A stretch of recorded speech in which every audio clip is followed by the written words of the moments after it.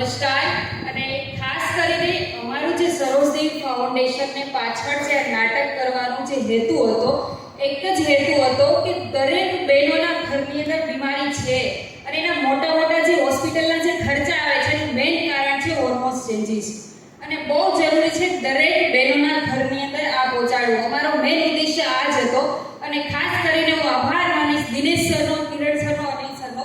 એનું કારણ છે કે આ વર્કશોપ અમને આપ્યું ને વર્કશોપ થકી અમારા બહેનોની અંદર એકતા એક જગાડી છે. આ દરેક બહેનો અલગ અલગ સ્ટેજથી આવે છે, દરેક બહેનો અલગ અલગ અપ્લાયની ટૂંકમાં ગણું તો દરેક ટેકનિકલના અલગ અલગ બહેનો છે, અલગ અલગ લાઈનો છે. તમે વિચાર કરો એક થઈને કઈ રીતે કરી શકે, પણ આ વર્કશોપ નાથી થયું છે. એકવાર વર્કશોપ માટે જોરદાર તાળી.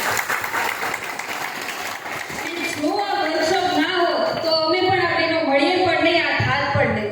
અને ખાસ કરીને આભાર માનશું આરસીએમનો અને કિશોરનો કે જેના થકી અત્યારે હું આરસીએમની અંદર, કિશોરની અંદર અત્યારે નિર્જરાના સ્ટેજ ઉપર છું અને એના થકી દરેક બહેનોના સાથ સપોર્ટથી હું દરેક બહેનનો ખૂબ આભાર માનીશ કે જેનાથી અમે એના સપોર્ટથી આ કરી શકી છું.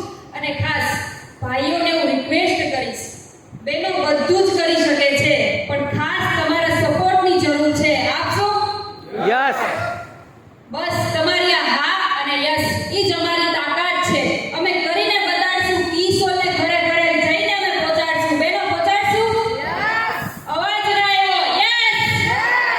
જી સર, અમે કરીને બતાડશું. અમે પ્રોમિસ કરીએ છીએ. એક રિક્વેસ્ટ છે સર તમારી પાસે કે રાજસ્થાન ભીલવાડાના સ્ટેજ પર અમારો વર્કશોપને સાબિત કરવા માટે એક હાઇજીનનું આ જે નાટક અમે તૈયાર કર્યું છે એ નાટક કરવા માટેની પરમિશન અમને મળે. જી સર, એકવાર સર માટે જોરદાર તાળી. પરમિશન અને ખાસ કરીને તમારા દરેક સાથી મિત્રોનો સપોર્ટ હોવાથી, તમારા દરેક સાથી મિત્રોના આશીર્વાદ હોવાથી અમે આ સ્ટેજ ઉપર આ નાટક અમે કમ્પ્લીટ કર્યું છે અને ખૂબ ખૂબ ધન્યવાદ તમારા બધાનો. જી સર. Thank you.